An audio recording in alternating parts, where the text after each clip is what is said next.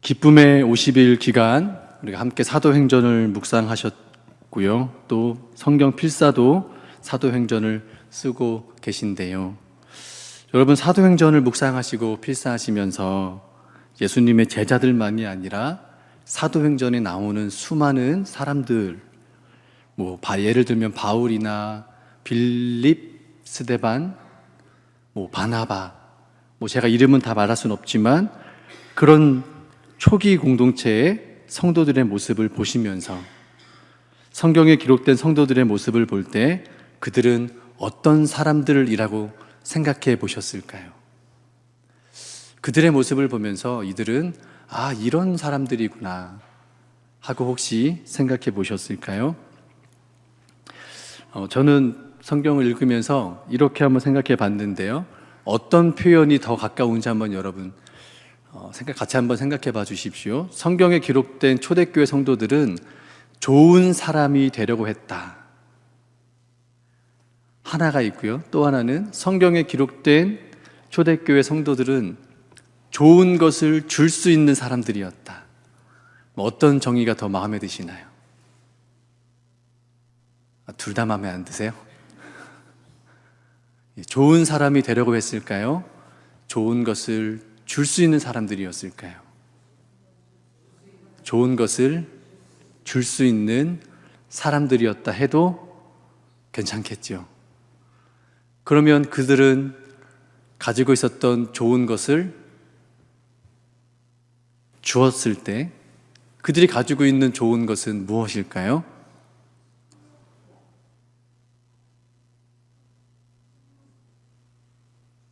그들에게 좋은 것, 우리에게도 가지고 있는 좋은 것 있잖아요.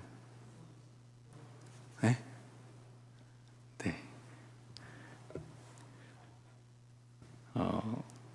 좋은 것을 줄 수 있는 사람들이 가지고 있는 좋은 것은요, 하나님 나라의 복음입니다. 복음은요, 좋은 겁니다. 기쁜 소식이지 않습니까? 복음이란 말이. 왜 기쁜 소식이에요? 하나님이 우리를 구원하신다는 소식이기 때문에 좋은 겁니다. 그래서 하나님께서 우리를 구원하시기 위해 좋은 것 주셨어요. 뭐 보내주셨죠? 누구를 보내주셨죠? 아들을 보내주셨습니다. 가장 좋은 것이겠죠. 그 좋은 것 우리가 받아서 구원받았습니다. 복음은 좋은 거죠. 아멘이십니까? 네. 예전에 한 목사님이 전도를 하러 나가셨는데요. 책에서 보니까요. 그분이 이렇게 아마 명동에서 전도를 하셨던 것 같습니다. 한참 전 얘기예요. 그런데 이제 청년들을 대상으로 이렇게 캔커피를 나눠주시면서 복음을 전하셨답니다. 이렇게 예수님 믿으라고. 그리고 나서 이제 복음을 이렇게 전도한 한두 시간이 끝나고 같이 전도했던 청년들을 모아서 이렇게 카페에 가서 커피를 마시면서 이야기를 나누셨대요. 그 카페 우리가 잘 아는 그 스타 이렇게 카페였다고 하는데요. 그리고 나서 집에 갔더니 하나님께서 기도 중에 그런 마음을 주시대요.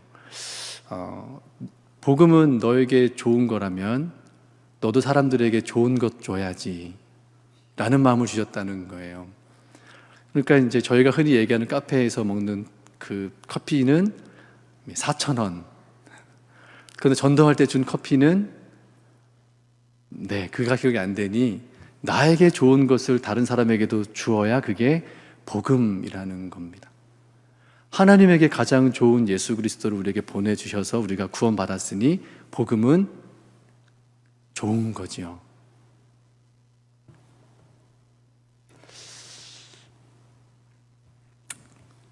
복음은요, 하나님께서 우리를 구원하신다는 것인데, 특별히 사도행전 안에는 하나님이 우리를 구원하시는 과정 속에 일어나는 일들이 구체적으로 기록되어 있습니다. 하나님께서 우리를 어떻게 구원하셨는가? 특별히 우리가 바울의 삶을 통해서요, 하나님께서 우리를 구원하시기 위해 하신 일들이 무엇인지를 자세히 알 수 있습니다. 사도행전에는 바울이 회심한 사건을 무려 3차례나 기록합니다. 처음엔 9장에 나오는데 그 9장은 바울이 그리스도인들을 잡으러 다메섹 길 위를 갈 때 갑자기 예수님이 찾아오셨던, 그래서 주님을 만나고, 그래서 자신이 이제는 복음을 전하는 자의 사명이 있음을 발견했던 내용을 기록하고 있습니다. 다메섹 기류에 있었던 바울은 예수님을 만나기 전에는 살기가 가득한 사람이었고요. 그의 마음엔 여전히 누군가를 향한 분노와 죽이려는 마음이 가득 찬 상태였습니다. 그런데 하나님께서 보내주신 예수 그리스도께서 찾아오셨을 때 그는 깨달았죠. 내가 지금 어떠한 마음의 상태로 살아가고 있는가. 그래서 우리가 너무나 잘 알듯이 바울은 예수님을 만난 후에 이렇게 고백합니다. 나는 죄인 중에 괴수라. 왜 괴수였겠습니까? 사람 잡아 죽이던 사람이기 때문에 괴수인 것이죠. 그런 나를 하나님이 가장 좋은 것으로 구원해 주셔서 이제는 그 가장 좋은 것, 복음을 전하게 하셨다라는 겁니다. 이것이 9장에 나온 내용인데요. 두 번째로는 어디에 나오냐면 22장에 나옵니다. 22장은 바울이 에베소에서 성령의 인도하심을 받아 그 사명을 다시 한번 확인합니다. 내가 달려갈 길과 주 예수께 받은 사명, 곧 하나님의 은혜의 복음을 증거하는 그 일을 마치려 하면은 나의 생명조차 조금도 귀한 것으로 여기지 아니하노라. 예루살렘으로 가면 결박과 환난이 기다릴지라도 나는 이제 복음을 전하러 갑니다. 그 에베소에 있을 때 에베소 교회 성도들과 장로들이 그 해변가에서 울며 기도합니다. 가지 마라. 그러나 하나님의 뜻이기 때문에 보내며 울며 파송하는데요. 그렇게 딱 예루살렘에 갔더니 체포당합니다. 그래서 22장에는 예루살렘 공의회, 그 사내들인 공의회에 서서 바울이 변론하는 내용으로서 본인이 예수님을 만나 회심한 사건에 대하여 회고하며 기록한 내용이 22장에 나옵니다. 그리고 나서 한 번 더 나오는데요. 26장에 한 번 더 나옵니다. 26장에 누가 나오냐면 헤롯 아그리빠라는 왕이 나타납니다. 결국엔 하나님께서 바울을 부르시고 복음을 전하게 하셨다가 예루살렘으로 보내셨고 죄수가 되어 로마까지 보내셔서 복음을 전하는 내용들이 다 나오는데 그때마다 바울은 뭘 고백하고 있냐면 내가 주님을 만나 회심했다는 얘기를 계속 반복해서 말하고 있는 겁니다. 26장에도 동일하게 내가 죄수로 살아갈 때에 죄인으로 살아갈 때 주님 나를 만나 주셔서 나에게 이방인의 사도가 되게 하셨다 이렇게 말씀하거든요. 여러분, 그럼 사도행전에서 바울의 이 회심의 기록을 3차례나 기록한 이유는 뭘까요?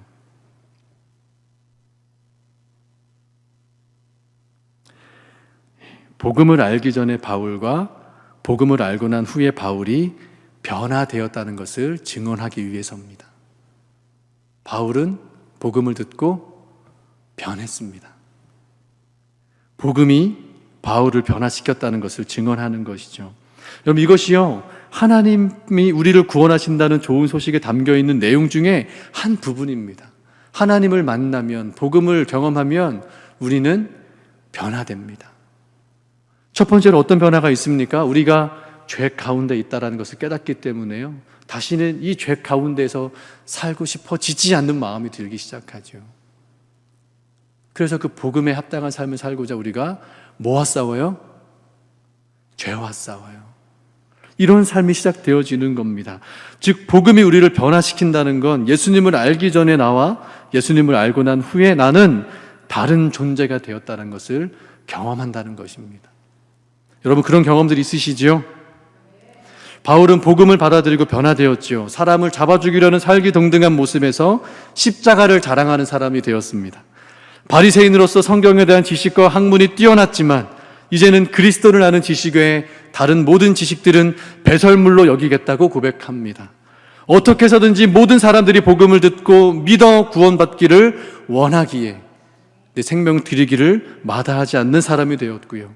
무슨 수를 써서라도 단 한 사람이라도 구원받을 수 있다면 어떻게 해서라도 복음을 전하고자 하는 사람으로 변화되었습니다.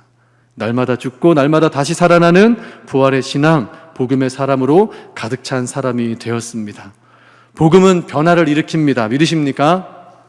복음이 일으킨 변화의 특징은요, 우리에게 복음이란 좋은 것이 담겨져서 이 담겨진 좋은 것이 우리를 변화시켜 우리 안에 좋은 것들을 다른 사람들에게 줄 수 있는 삶이 되게 하신다는 겁니다. 그러니 우리 안에 좋은 것이 있을까요? 없을까요? 자신이 없으세요? 우리 안에 예수님이 계시다면 우리 안에 좋은 것 있는 줄로 믿으시기 바랍니다. 그럼 우리가 하는 게 아니라요, 복음이 우리 안에서 역사하시는 겁니다. 그게 복음의 능력이에요. 우리가 하는 것이 아니라 그 복음이 우리를 변화시킵니다. 그래서 이 복음의 능력을 경험한 사람들은 복음을 사랑하게 되고 복음을 자랑하게 됩니다. 그래서 나에게 좋은 것을 다른 사람에게 줄 수 있는 사람이 되기를 소망하며 진심으로 복음에 참여하는 삶을 살아가게 되는 것이죠. 오늘 저희가 읽은 내용은 바울의 선교 2차 여행 중에 아덴이라는 지역에 갔을 때의 내용입니다. 22절의 말씀에 보니까요, 아덴은 범사에 종교성이 많은 곳이었답니다. 신에 대한 관심이 많아서 많은 신들에 대한 연구를 했고 많은 신들을 섬기는 것들이 많았답니다. 심지어는 우리가 신에 대해 생각하다 보니까 우리가 알지 못하는 신도 있지 않겠나 해서 그를 위한 신전도 만들고 섬겼던 겁니다. 그 신전 이름이 뭐냐면 알지 못하는 신에게라는 거예요. 어쩌면 그들은 신에 대해서는 관심이 있었지만 진짜 신에 대한 정의는 제대로 알지 못했는지 모르겠습니다. 이런 이들을 보면서 바울이요, 격분하고 분노했습니다.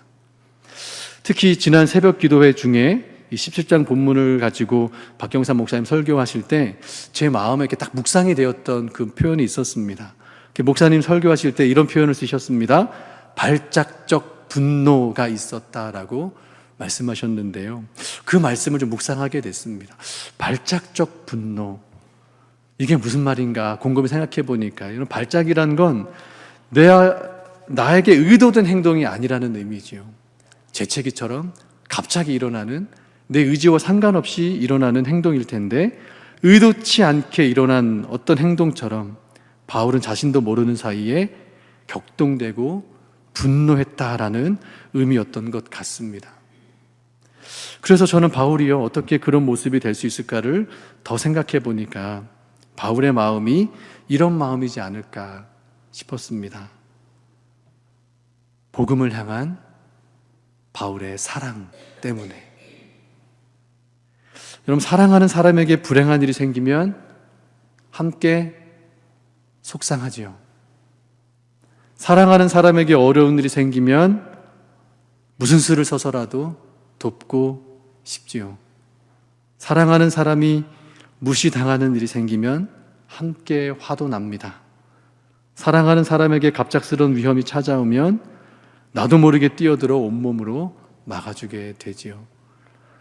그렇듯이 바울이 복음을 사랑하는 마음 때문에 복음을 모르는 사람들을 바라보며 자신도 모르는 사이에 그 마음이 격동되어 애통하는 마음으로 발작적 분노로 하나님의 말씀을 증거할 수밖에 없었던 것은 아닌가. 그래서요, 중요한 것은 바울은 복음을 사랑했다는 것이죠. 복음으로 좋은 것, 하나님을 아는 지식과 예수 그리스도의 부활을 전했다라는 것입니다. 복음을 사랑해서. 복음을 사랑하는 바울이요, 아덴에서 전하는 복음의 내용을 오늘 본문에서 두 가지만 좀 소개하겠습니다.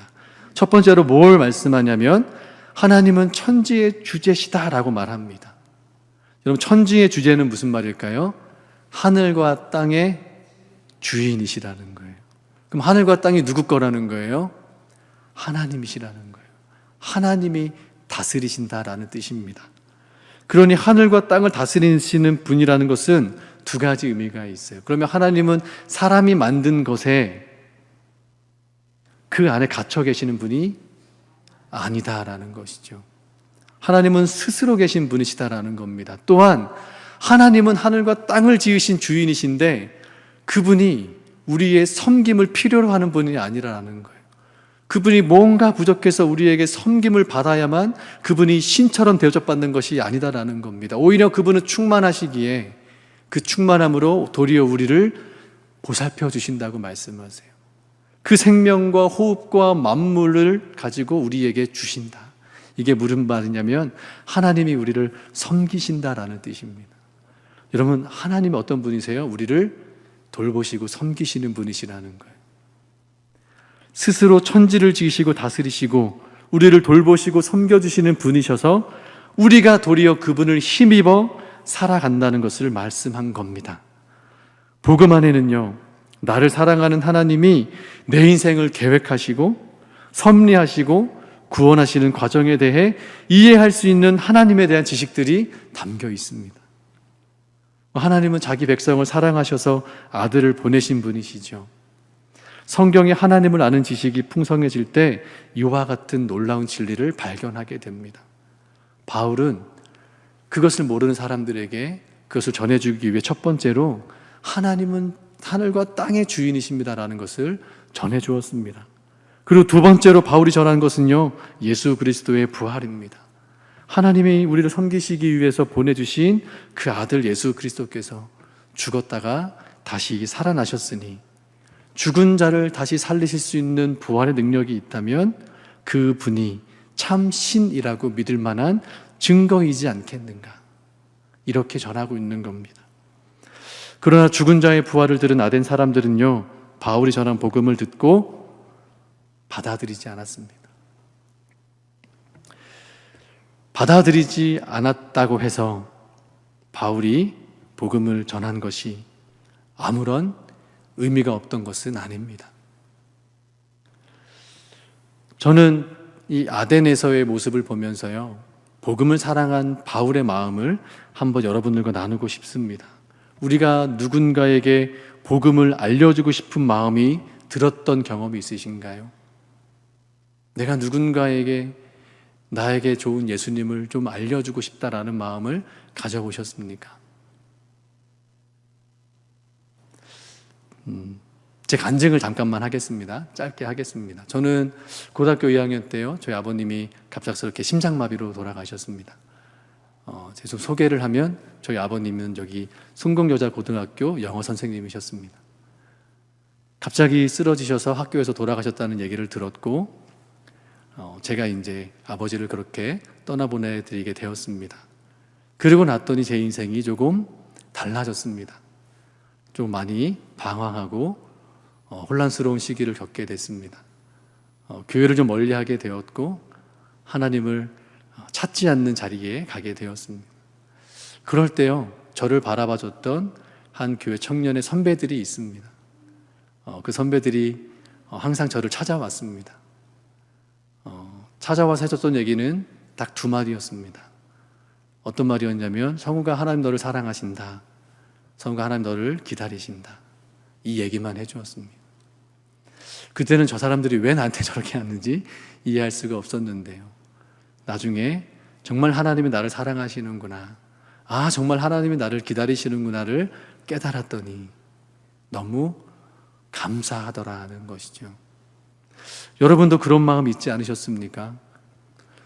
제가 하나님을 필요로 할 때 누군가가 내게 그 하나님을 들려줬던 것처럼 여러분들도 누군가가 하나님을 필요로 할 때 하나님을 들려줘야 되겠다라는 마음을 가져보신 적이 있으시지요?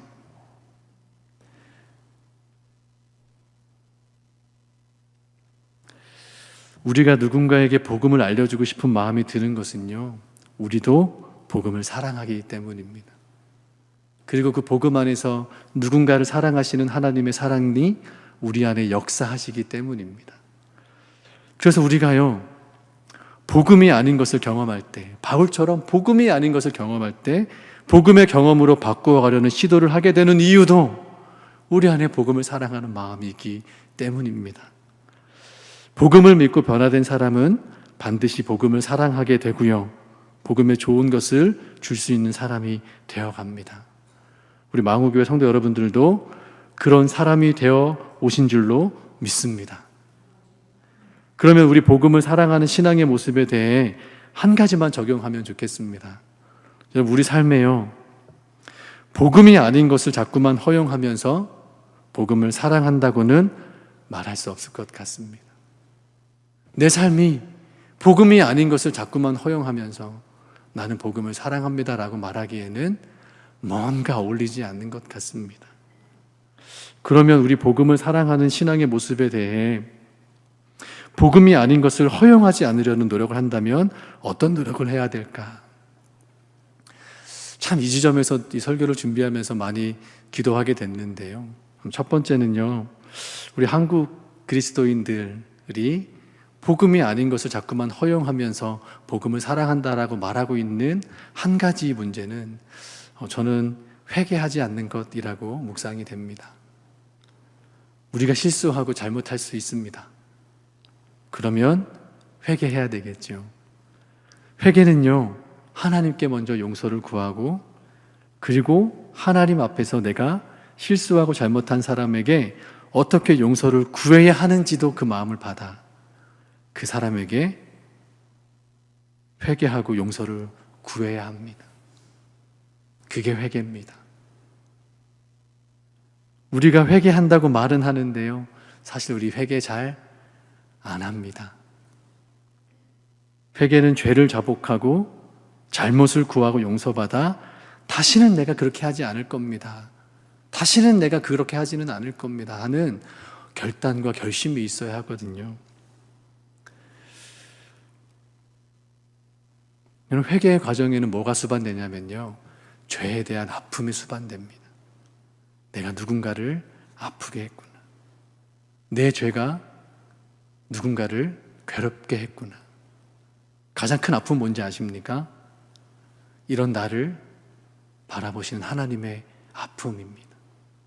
하나님은 우리에게 가장 좋은 예수 그리스도를 내어주셨고, 그 고통과 그 고난을 다 받으시며 용서해 주셨는데, 우리는 누군가를 용서하기에 그 죄를 마주하는 고통이 싫어서 회개하지 않을 때 하나님의 마음은 무너진다는 거죠.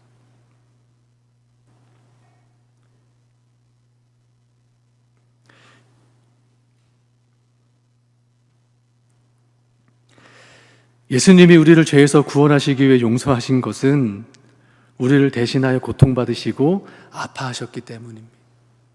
그럼 십자가에서 구원받았다고 했을 때 우리 고통이 없는 거 아니고요, 아픔이 없는 것 아닙니다.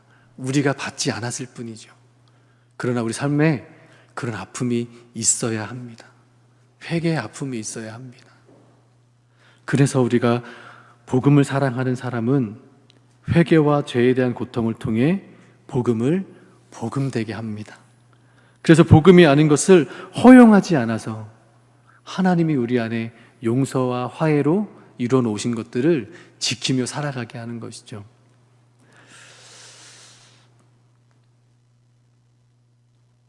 한 가지만 더 적용해 보고 싶습니다. 한국교회가 복음이 아닌 것을 허용하면서 복음을 사랑한다고 말하고 있지만 고통받고 있는 지점 중에 하나는 부분적인 지식을 전부로 여기기 때문이라는 것입니다.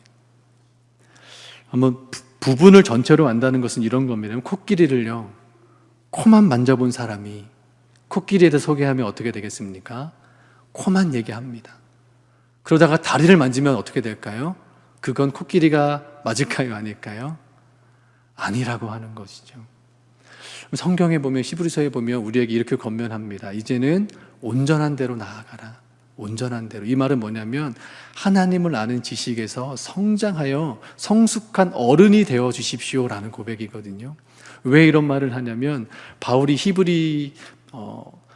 히브리서에서 편지를 받는 성도들한테 뭐라고 편지를 썼냐면, 언제까지 젖을 먹을 거냐, 단단한 음식을 먹어야 우리가 그 하나님의 그 비밀 안에 담겨있는 은혜의 풍성함을 더 나눌 수 있지 않겠냐라고 얘기하는 겁니다.